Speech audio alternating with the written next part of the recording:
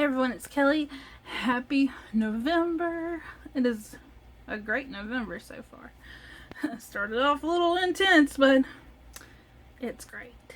So, I'm going to be sharing with you the books I plan to read for the month of November.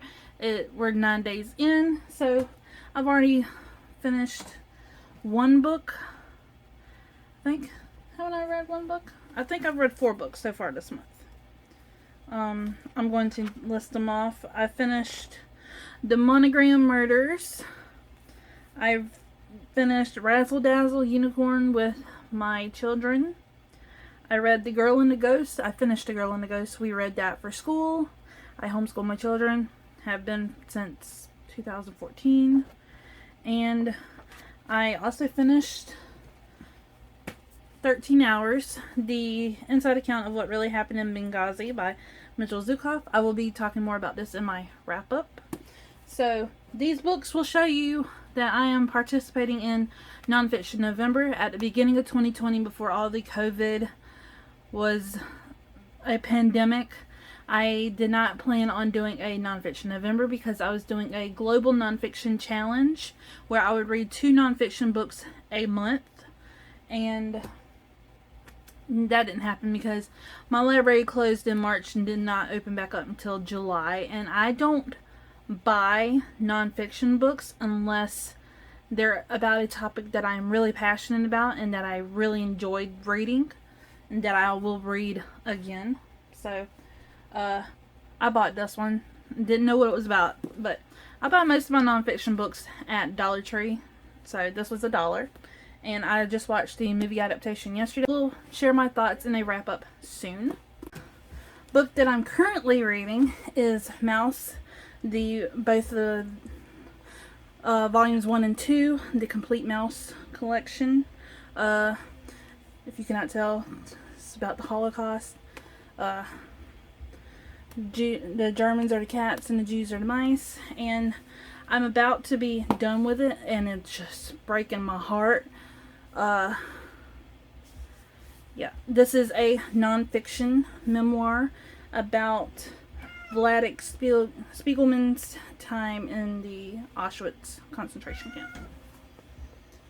Do you mind? President Snow is just throwing a fit. Anyways, yes, I'm going to be finishing this today. The next one I may pick up is another World War II. I don't know what it is about war books, nonfiction books that I just go for, but that is the abridged version of Hero of Hacksaw Ridge by Boonton Herndon. And I don't remember where I got this from. I remember it coming in the mail one day, and I was just like, okay. And I think it was the time when the movie was coming out. And like I said, it's a World War II book, nonfiction, about the men of the 77th Infantry Division. So, yes, I'll be reading that. Then I'm going to get to The Clancy's of Queens by Tara Clancy. I think this is a nonfiction. Yeah, 5th generation New Yorker, 3rd generation bartender, 1st generation author Tara Clancy was raised in 3 wildly divergent homes: a converted boat shed in working class Queens, a geriatric commune of feisty Brooklyn born Italians, and a sprawling Hamptons estate she visited every other weekend. This childhood trip comes to life in The Clancy's of Queens, an electric, one-of-a-kind memoir. So, maybe about Italian immigrants, maybe? I don't know. It said her grandmother. But yes, I picked this up again at Dollar Tree for $1. Because I had heard so many great things about it. Before I even started BookTube, I was doing a blogging for books. I was a reviewer. I still am. And this was one of the offers that I never really got a chance to try because the website shut down. And if you can hear sounds, my husband is playing a video game. He just got off work and he's got the surround sound on, so I apologize. But yeah, I'm excited to read this. one that has been on many a TBR, and that is The Rise and Fall of Charles Lindbergh. This is a pilot who, in World War II, he was a Nazi sympathizer.